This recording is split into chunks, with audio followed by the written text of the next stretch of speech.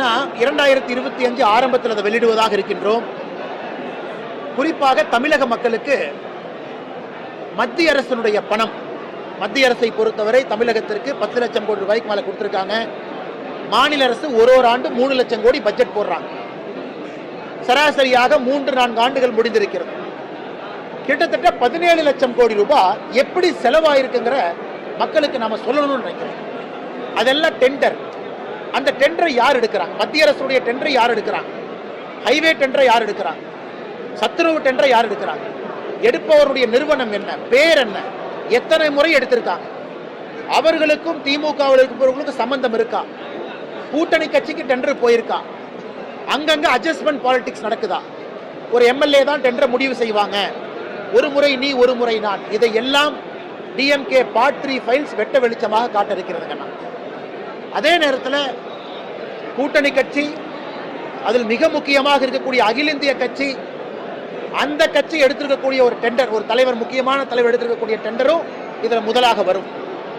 எப்படி மாநில அரசுடைய திட்டங்கள் எல்லாம் இன்னைக்கு சில கட்சி தலைவர்கள் நடத்தக்கூடிய நிறுவனங்களுக்கு கிடைக்குது, இதையெல்லாம் டிஎம்கே பார்ட் 3 காட்ட போறோம். எங்களை பொறுத்தவரை பார்ட் 1 அரசியல் கட்சி டிஎம்கே தலைவர்கள், பார்ட் 2 பினாமி, வேறு பேரில் இருக்கக்கூடிய சொத்து, பார்ட் 3 மக்கள் வரிப்பணத்தை டெண்டராக கொண்டு வரும் பொழுது அதன் மூலமாக யாருக்கு அந்த ஆதாயம் போகுது, கூட்டணி கட்சிக்கு இதன் மூலமாக என்ன நன்மை. இது ஒரு பெரிய கிட்டத்தட்ட 17 லட்சம் கோடி ரூபாயை மொத்தமாக நீங்க கொண்டு வரணுங்கன்னா அதனால் நேரமாகும். 2025 ஆரம்ப கட்டத்தில் கொண்டு வந்து ஒரு வருட காலம் மக்கள் மன்றத்தில் இதை வைக்க வேண்டும் என்பது எங்களுடைய ஆசை.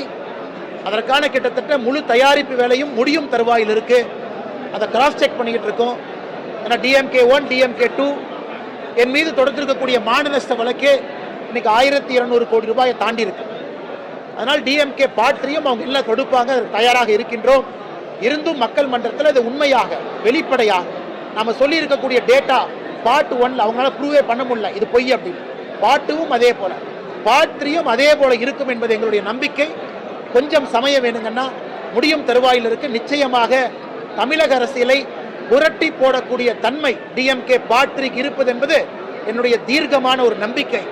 அதை பார்க்கும் பொழுது ஒரு சாமானிய மனிதனும் வயிறெறிந்து தன்னுடைய வரி பணம், தனக்கு வர வேண்டிய பணம் எப்படி முதலைகளுக்கு போகுது, ஒரு மாவட்டத்தில் அமைச்சருடைய மச்சான், உறவினர், நெருங்கிய தோழர்கள், அவர்கள் நடத்திருக்கக்கூடிய பினாமி கம்பெனி, எப்படி இவங்களே கிளாஸ் ஏ கான்ட்ராக்டரா இருக்கிறாங்க, எப்படி இவர்களுக்கு அந்த பணம் போகுது, 30% கமிஷன் எடுக்கிறாங்க, அந்த பணம் திரும்ப மக்களுக்கு 500 ரூபாயாக வருகிறது.